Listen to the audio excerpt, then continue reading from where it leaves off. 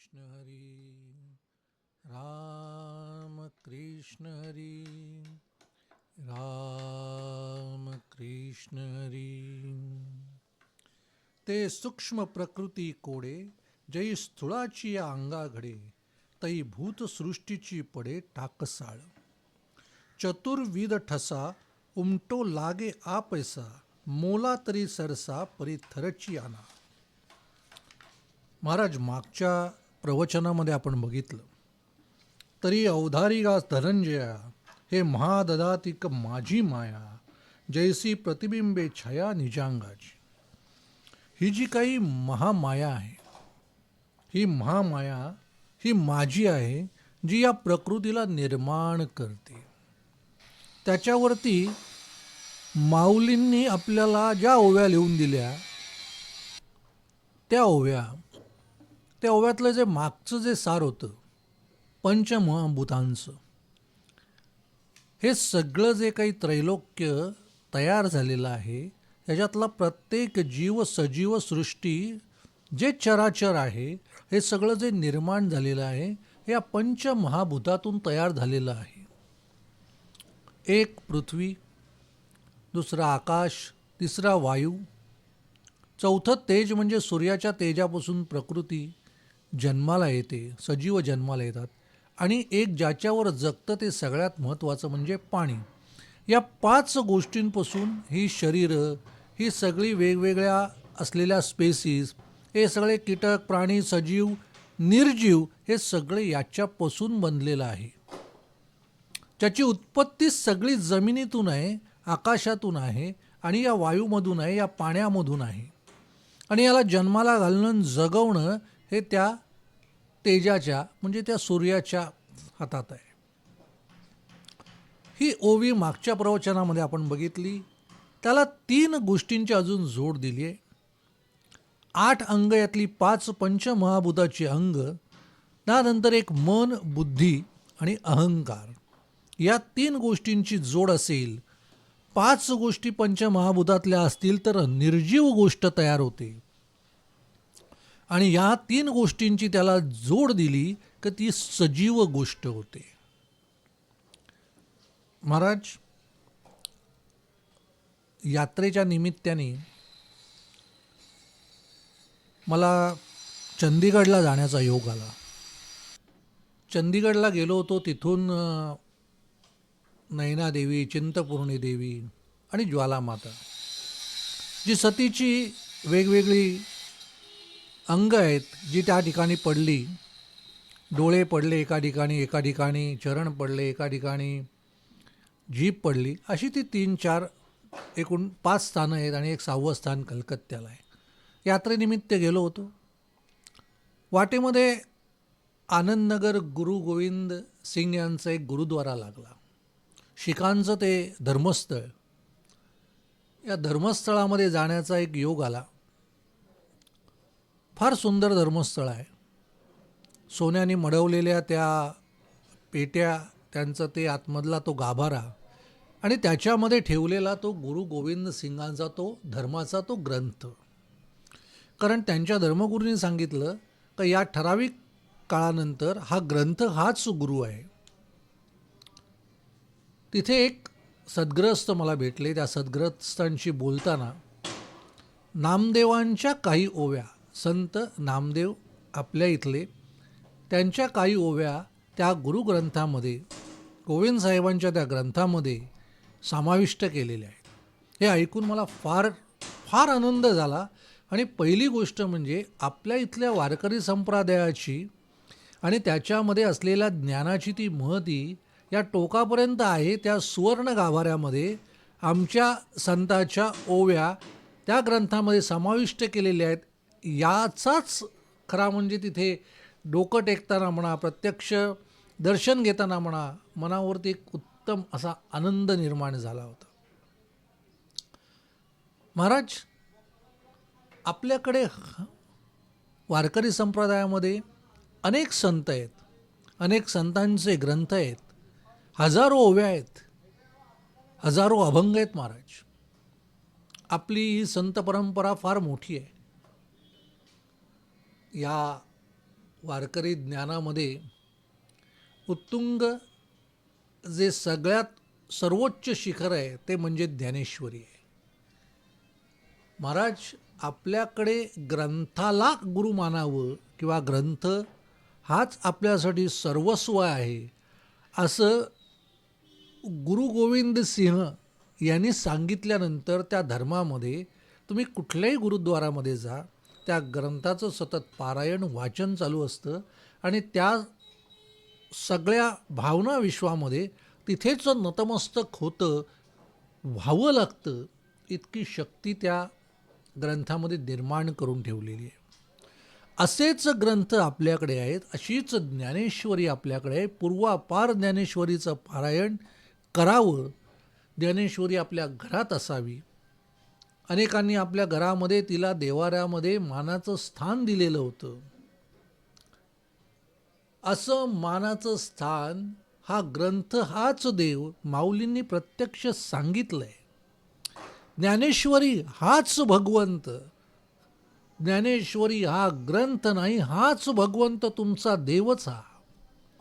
तुम्ही जर ज्ञानेश्वरी आत्मसात केली, ज्ञानेश्वरी जर तुमच्या देहातून जर समोर स्वरूप साकार झाली तर आपोआप तुम्हाला इतर कुठल्याही भगवंताच्या देवाच्या पायाशी गाभाऱ्याशी जाण्याची महाराज गरज नाही. इतकं सुंदर त्यांनी ते आपल्यासमोर या ओव्यांतून मांडलेलं आहे महाराज. प्रत्यक्ष नामदेव महाराजांना तिथे एक प्रश्न विचारला घेतला गेला. त्या सद्ग्रस्तांनी मला सांगितलं, एक प्रश्न विचारला धर्मगुरूंनी, तू कौन है? प्रत्यक्ष नामदेव महाराजांना प्रश्न विचारला, तू कौन है? नामदेव महाराजांनी उत्तर दिलं, मैं नामा. प्रश्न विचारला, तू कोण आहे? त्यांनी उत्तर दिलं, मैं नामा. मी निमित्त मात्र आहे, बाकी सगळं ईश्वर आणि ईश्वरच आहे. मी केवळ निमित्त मात्र आहे, बाकी सगळं ईश्वर आणि ईश्वरच आहे. मी केवळ नामासाठी आहे, मी केवळ नावासाठी आहे. माझा इथे काहीही भाग नाही, माझं काहीही योगदान नाही, हे सांगणं मै नामा. अनेक भजनं आहेत या विषयावरती, अनेक सुंदररित्या तिथे सादर केली जातात. फार अभिमान वाटला मला या गोष्टीचा. महाराज हीच संत परंपरेमधली ही नामदेवासारखी ही संत मंडळी सर्व दूर पोचली.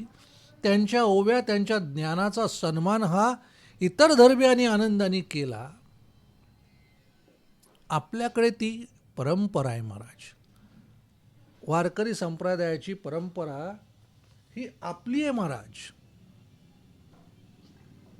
आणि ह्या परंपरेला पुढे नेण्याचं काम हे पिढीजात आपलं आहे महाराज.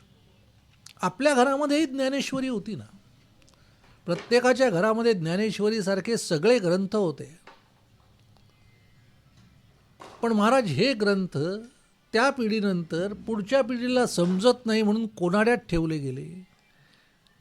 कोनाड्यातून समजत नाहीत, अडचण झाली म्हणून अडगळीच्या खोलीत टाकले गेले. त्याच्या पुढच्या पिढीने ती अडगळीची खोली साफ करायची, तिला काहीतरी जागा कमी पडते म्हणून वापरायची म्हणून ते रद्दीत टाकले. भगवंत महाराज आपल्या पिढींनी सांभाळायच्या ऐवजी जर रद्दीत टाकला असेल तर त्या घरामध्ये महाराज सुख नांदेल का? हा भगवंत रद्दीत टाकून मला आवडेल तो देव म्हणून मागे फिरणं, सुख शोधत फिरणारा हा मूर्ख माणूस, वेगवेगळ्या देवांचे फोटो, वेगवेगळ्या देवांची महती, कारण पैसा, जो जास्त पैसा देतो तो त्याचा देव, त्याचा मग मोठा देवारा, त्याचा मग मोठा फोटो, ही आताची प्रचलित झालेली एक रूढी म्हणा, एक परंपरा म्हणा. ज्ञानेश्वरी हा प्रत्यक्ष भगवंत, त्याला दुसरं कुठलंही रूप नाही.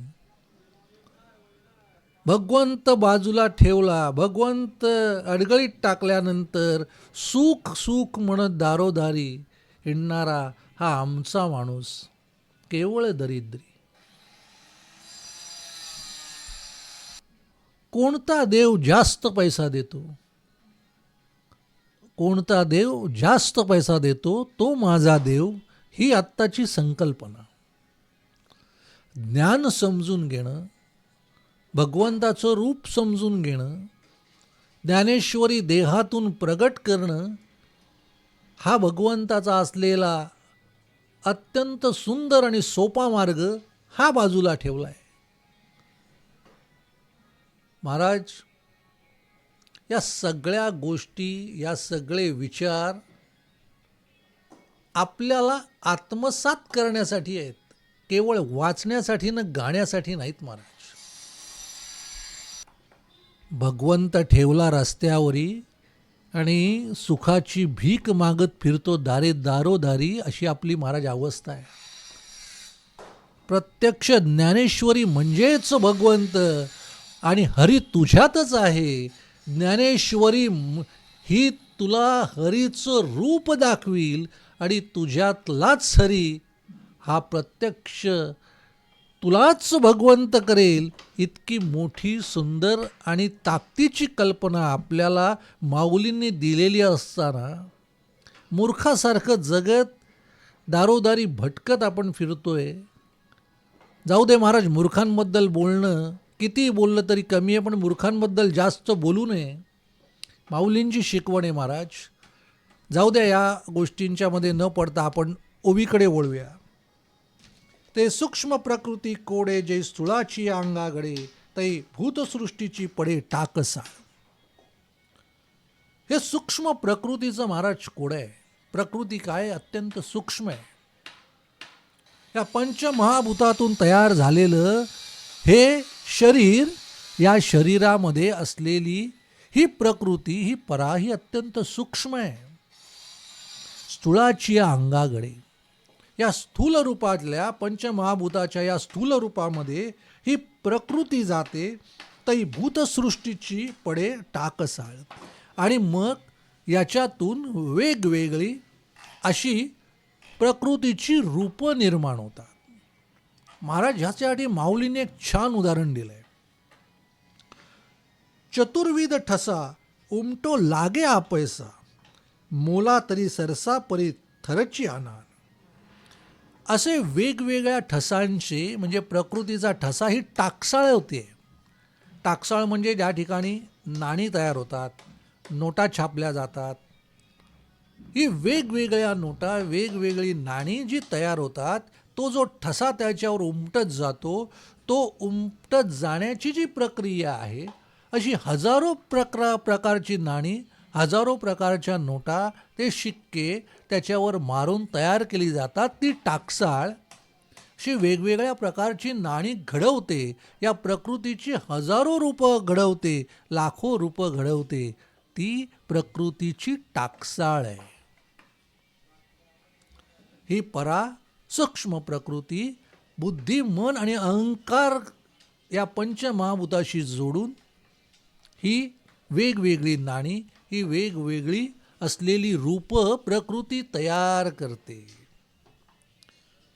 होती 84 लक्ष थरा, येती येरा मिती नेणीचे भांडारा, बरे आदि शून्याचा गाभारा नाणियांचे.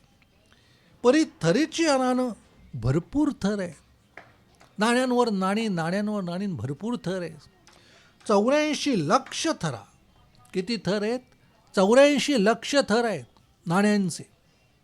येरा मिती नेणीचे भांडारा, बरे आदि शून्याचा गाभारा. हा सगळा काही त्रैलोक्याचा पसारा आहे. हा 84 लक्ष या थरांमधल्या असलेल्या प्रकृतीमुळे भरला आहे. सगळीकडे सूक्ष्म, मोठे, दिसणारे न दिसणारे असे सगळे सजीव हे 84 लक्ष आणि त्याच्या असलेल्या अगणित प्रजाती यांनी त्रैलोक्य भरलेलं आहे.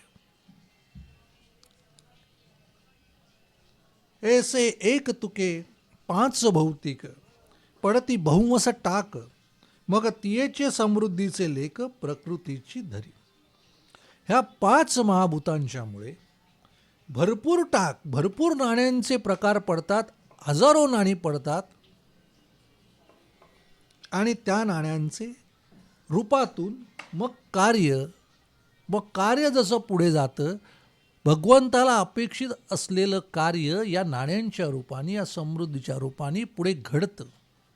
सरकार ज्या वेळेला एखाद्या नोटा छापते त्यावरती लिहिलेलं असतं, मैं धारक को ये रुपये अदा करने का वचन देता हूँ. गव्हर्नमेंटचा शिक्का असतो, गव्हर्नरचा. तसा भगवंतसुद्धा तुमच्या नावाचं हे नोट छापतो. अमुक अमुक नाव, हा नोट छापली, ही नोट याच्यात चालेल.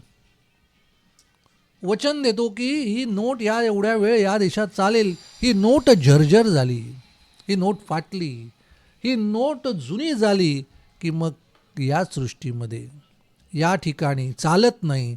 आणखीन त्याची एक वेगळी गोष्ट आहे, ठराविक भागामध्येच ती नोट चालते. त्याच्या सीमा लागल्यानंतर ती नोट चालत नाही. भारताची नोट अमेरिकेत चालणार नाही, अमेरिकेचं चलन दुसऱ्या देशात चालणार नाही. प्रत्येक देशाचं चलन आहे. तशी प्रकृतीची चलनं आहेत.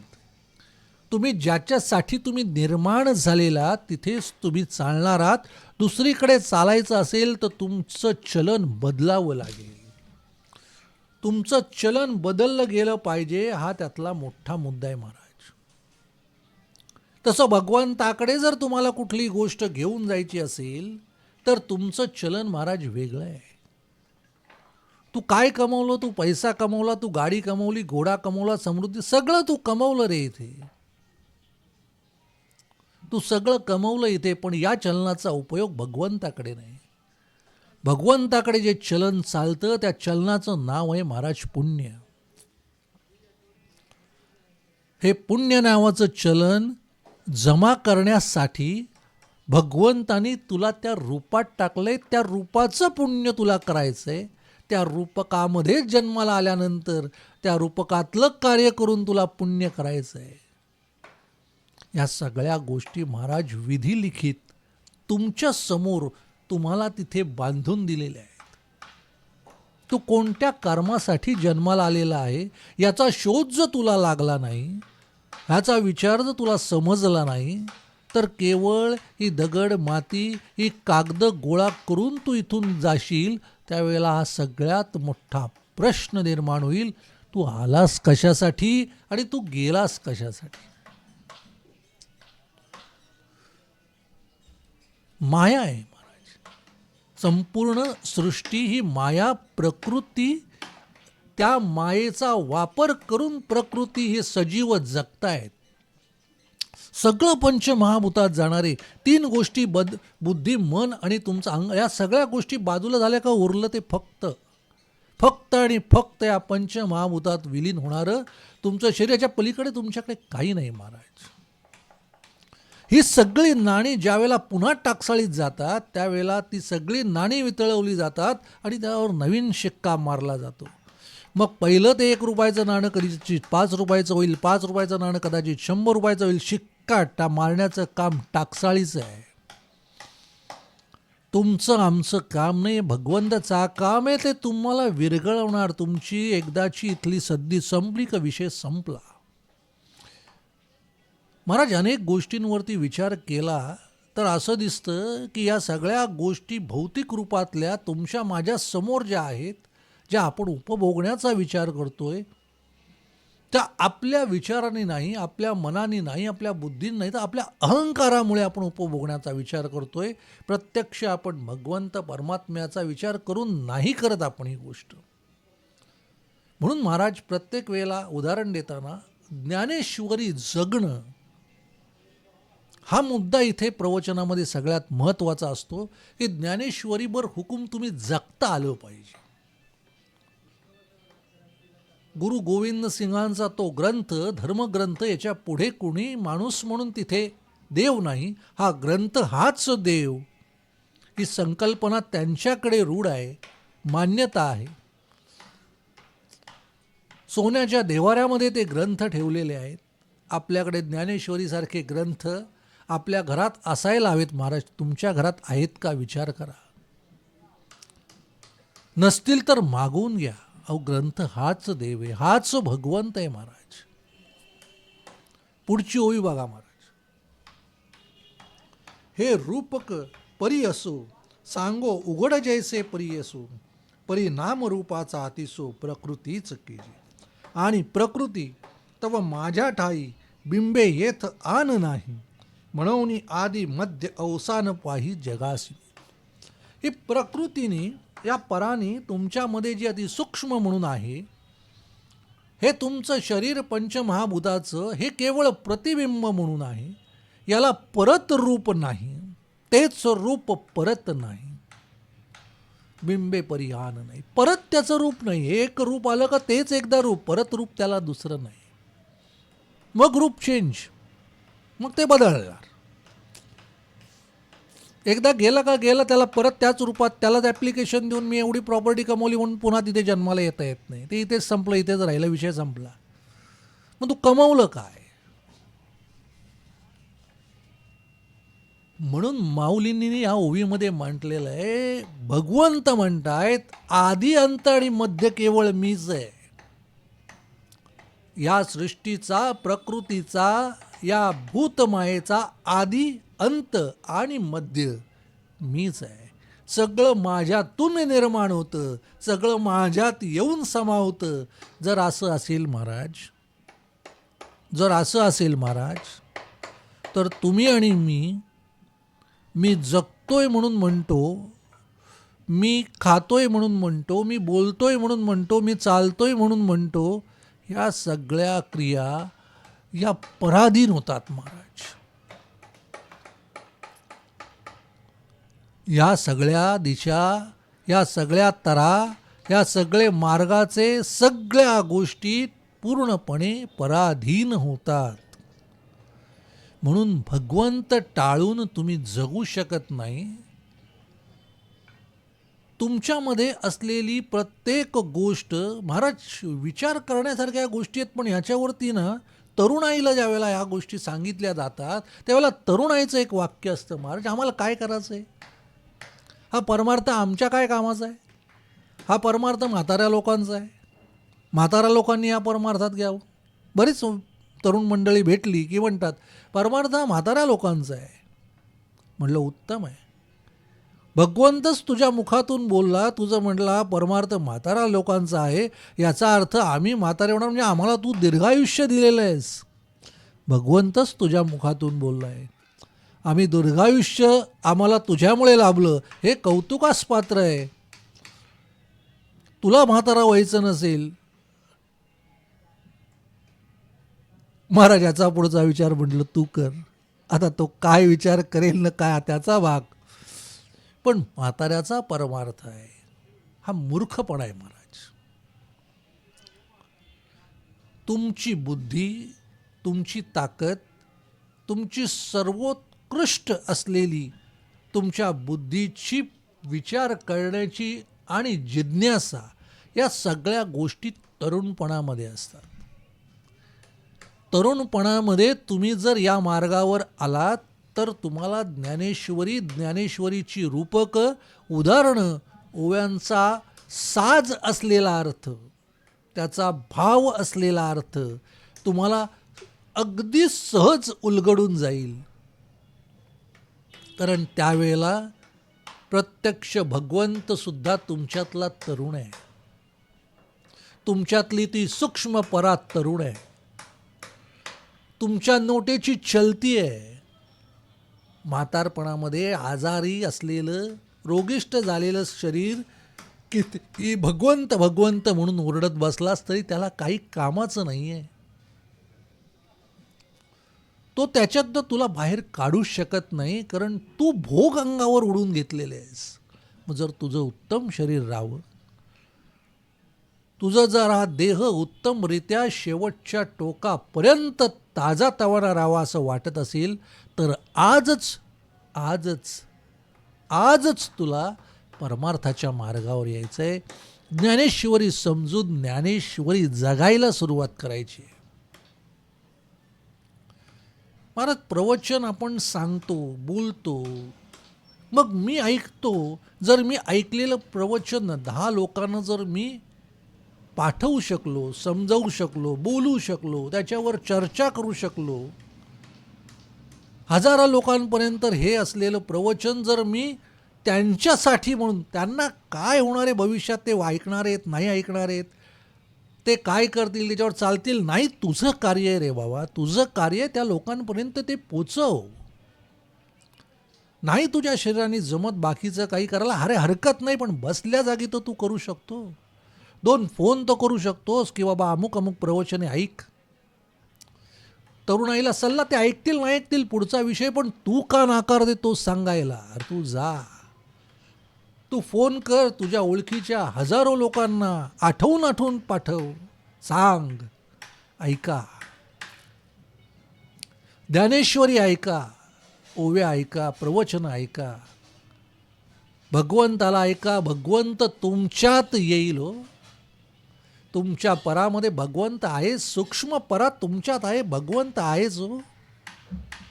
पंचमहाभूतामध्ये तुमच्यात भगवंत असल्याशिवाय ती पंचमहाभूतं चालूच शकत नाहीत. मग जर तुमच्यात भगवंत आहे तर भगवंताला भगवंतासारखंच नांदवलं गेलं पाहिजे, इतकी महती तुमची तुम्ही निर्माण केली पाहिजे. एखाद्या माणसाकडे बघितल्यानंतर सहज हात जोडावेसे वाटतात. त्याची परा, त्याची सूक्ष्म प्रकृती पंचमहाभूताला भगवंताच्या जवळ येऊन गेलेली आहे. कसले योग आणि कसल्या समाधानी कसले हटयोग बघताय तुम्ही.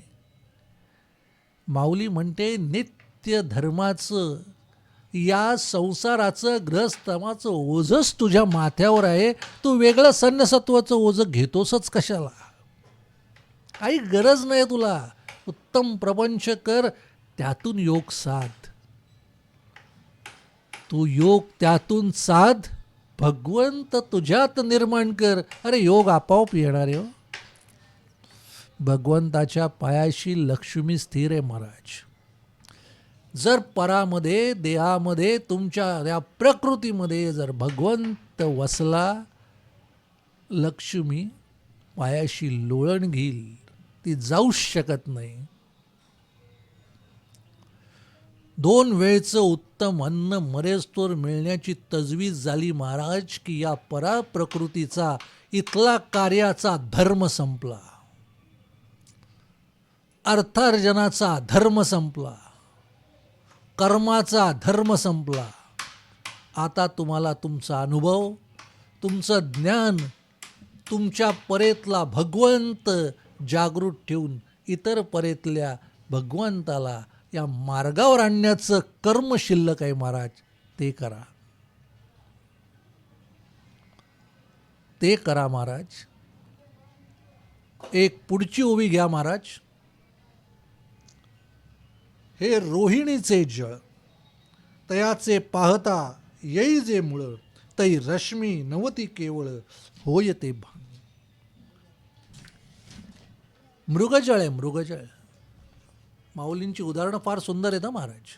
समजणं थोडं अवघड आहे, पण ऐका. मृगजळ आहे. मृगजळ हे त्या किरणांमुळे निर्माण होतं महाराज. रश्मी म्हणजे किरण. या किरणांमुळे मृगजळ निर्माण होतं, पण ते निर्माण होणारी ती किरण म्हणजेच सूर्य, तोची भानू. किरण आणि सूर्य वेगळे नाहीत महाराज. ती किरण म्हणजेच सूर्य, ती किरण म्हणजे तुमच्या भगवंताचा असलेली तिरीप असलेलं कण भर असलेलं भगवंताचं रूप, तुमची परा, तुमची प्रकृती आणि तुमच्या शरीराचं असलेलं ते पंचमहाभूताचं तुमचं शरीर आणि भगवंताचा एक बारीकसा किरण, ही झाली तुमची प्रकृती. हा झाला तुमचा देह आणि हे झाले तुम्ही. या किरणामुळे तुम्ही सजीव म्हणून जगताय. तुम्ही सजीव म्हणून जगण्यासाठी हा भगवंताचा हा किरण तुमच्या परेमध्ये असायलाच हवा. तुमच्या देहामध्ये ही सूक्ष्म प्रकृती, ही किरण, ते किरण म्हणजेच सूर्य, तर किरण म्हणजेच सूर्य. तशी तुमची परा, तुमच्या परामध्ये असलेला तो सूक्ष्म प्रकृतीचा, भगवंताचा अंश म्हणजेच भगवंत. अहो काय सुंदर माऊलींनी रूपकं दिली आहेत. तुम्हाला अक्षरशः लहान मुलाला भरवतात ना तसं ज्ञान महाराज भरवलंय हो. कौतुक माऊलीचं करावं तेवढं थोडं आहे. गुरुस्थानी असलेली माऊली नामदेव महाराज त्यांच्याकडून घेऊन जर त्या शीख धर्मियांच्या परमपूज्य गुरु गोविंद साहेबांच्या जर ग्रंथामध्ये हे स्थान जर त्यांच्या ओव्यांना मिळू शकतं, अख्खा तो शीख धर्मियांचा असलेला समुदाय तिथे माथा टेकतो. महाराज विचार करा, विचार करा. हजारो ओव्यान हजारो अभंग. आपल्याकडे विपुल विपुल सुख आहे, विपुल सुख आपल्याकडे आहे. मार्गावर या, परमार्थाच्या मार्गावर या. जास्तीत जास्त तरुणाईने या मार्गावर यावं. फार सुंदर माऊलींनी आणखीन रूपकं मांडली आहेत. वेळेची महाराज मर्यादा पाळतो. प्रवचन जास्तीत जास्त लोकांपर्यंत पोचवण्याची जबाबदारी महाराज तुमची. वेळेचं भान ठेवून या प्रवचनासाठी थांबतो. पुढच्या महाराज प्रवचनात भेटूया. तोपर्यंत राम कृष्ण हरी, राम कृष्ण हरी, राम कृष्ण हरी.